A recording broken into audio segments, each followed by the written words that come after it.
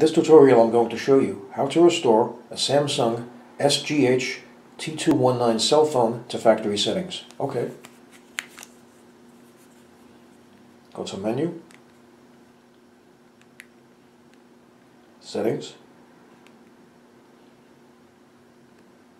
Reset Settings, All,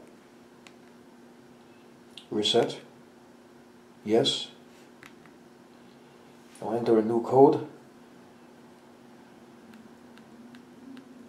Okay. Confirm. Okay.